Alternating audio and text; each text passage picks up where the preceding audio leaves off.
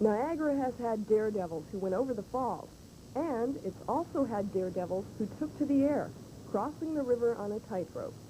But there was another group of daredevils, those who decided to challenge the ferocious Niagara Rapids.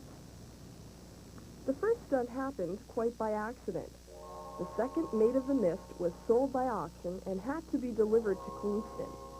No one had ever taken a vessel through the rapids, but for $500, Captain Joel E. Robinson agreed to do it. On June 6, 1861, Robinson, with his engineer and a fireman, set out for Queenston and soon found themselves struggling in the rapids. Within 2 minutes, they were dangerously close to the famous Niagara Falls whirlpool. Needless to say, the Maid of the Mist was badly battered and smashed by the episode, but it survived and docked safely in Queenston. The next stunt to be performed in the rapids took place years later and was probably one of the most unbelievable challenges. Captain Matthew Webb, the first man to swim the English Channel, decided he would tackle the Niagara Rapids in the same way. On July 24, 1883, he was carried to the center of the river. He dove over the side of a boat, but his powerful strokes were no match for the rapids. His body disappeared in the first huge wave and was recovered 4 days later near Lewiston. Webb's stunt was repeated years later by William Kendall, a policeman from Boston.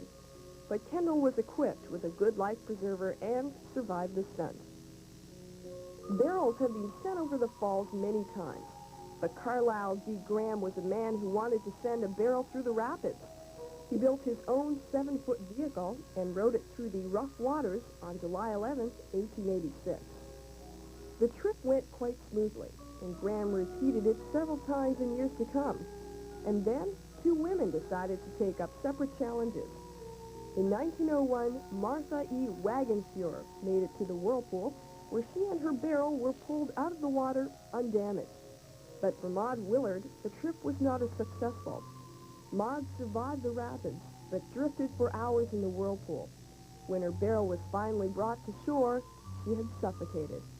It's hard to talk about the Niagara River without mentioning the name of William Red Hill Sr. In his lifetime, Hill had received credit for saving the lives of 28 people and recovering the bodies of 177 victims.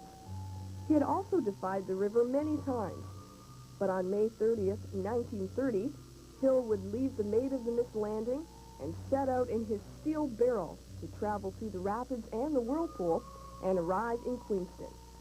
The barrel, as shown here, was 6 feet long and 3 feet in diameter.